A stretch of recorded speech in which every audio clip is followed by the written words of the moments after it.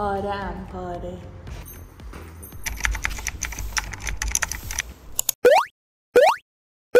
اول از همه میریم سراغ این کمد.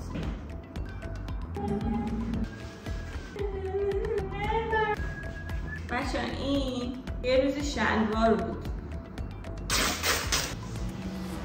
اینجا وسایل آنلاین شاپ رو میچینیم.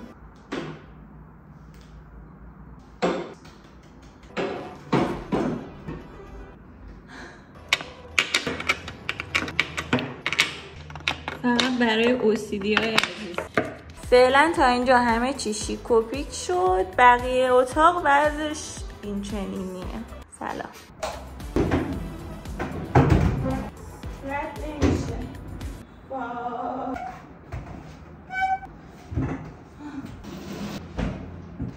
خیلی سنگ.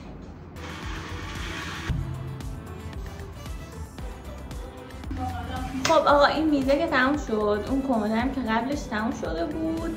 الان برم کمد آرایش رو بیارم. اون از همه بیشتر کار داره.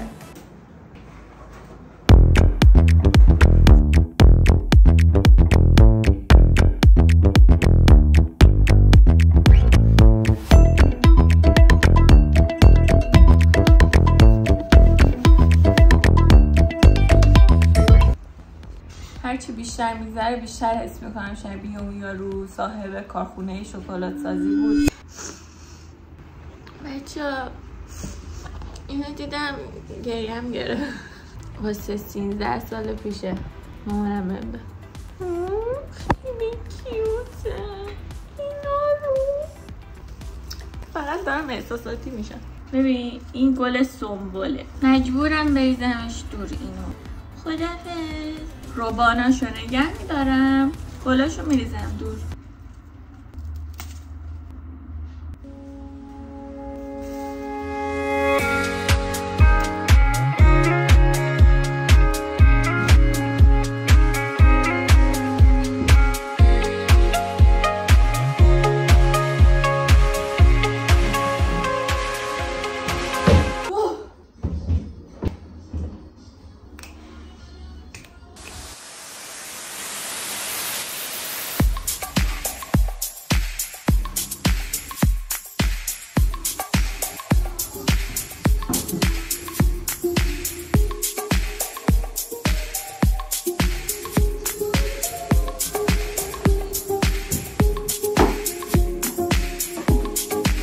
دارم با پارچه همه کتاب و دفترم رو پاک میکنم. فکر میکنم که مجبورشم کتاب و دفترم هم پاک کنم. خیلی خوشحالم اون پیدا کردم. خیلی. این کتاب داستانه بچگی ها نکنی از سه‌بعدی هست. اینجوری میبینی؟ سه‌بعدیه. خیلی باله. و قسمت آخر تاپ 1383. خیلی کوچولو بودن. اینی دا اینیتد 1 2 3. اگه این کتاب رو خوندی تو دوست خوبه من. بعضی اینجوری روغنی هم ولی من خودم برگاه کاغذی دوست داشتم.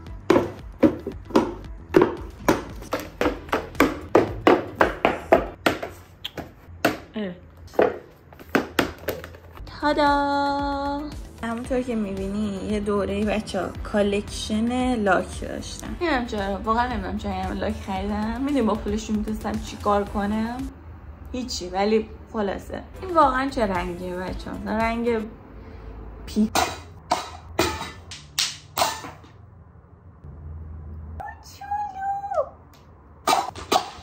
این اولین لاک زندگیم بود بچه ها. سن خیلی پایین مال مامانم بود. باش خداحافظی میکنیم. از اون مقدار به این مقدار رسیدیم.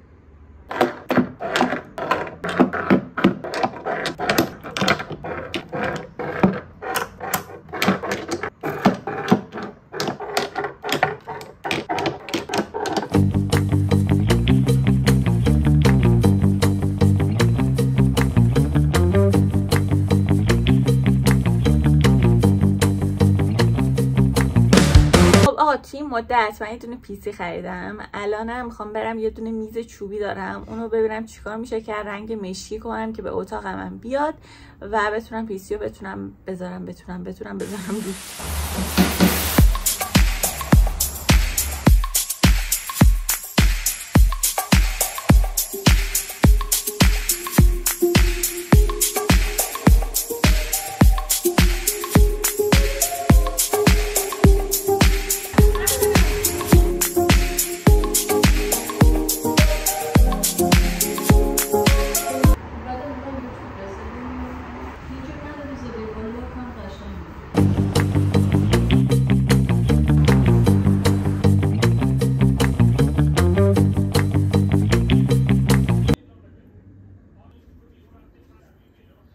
تو نمیره، تو اینجا نمیشه.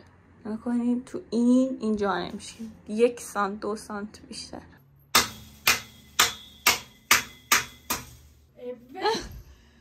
به کمک کن به جای گیر کردی دیگه.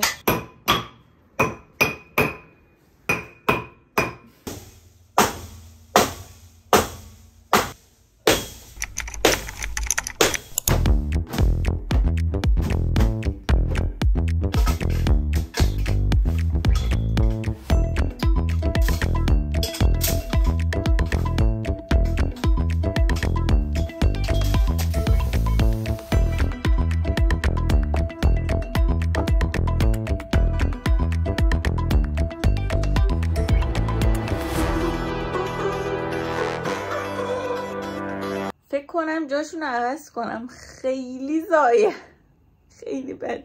فکر کنم اینجا خیلی بهتر شد. حالا اینجا مثلا پر بشه، کلا یه تیکه خالی بوده پر میشه. به نظرم اینجا خیلی قشنگتر و نمازدره. یه نمای کلی از ماها تلاش من میخوام نشونتون بدم. اتاقم الان خیلی برم ریخته است ولی میخوام یه نمای کلی بهتون نشون بدم. از در که میریم تو، اول که تختمه، بعد کتاب خونه و اینورم که هیچی نیست فعلا. روبرو میز تحریره، اینور میز کامپیوتر و این چیزا.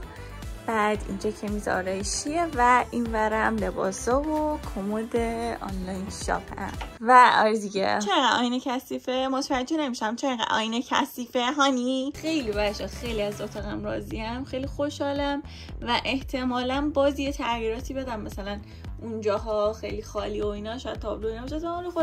خلاصه کلی کار داریم ولی کلیات اتاق این شد. امیدوارم که این ولاگو دوست داشته باشید و همین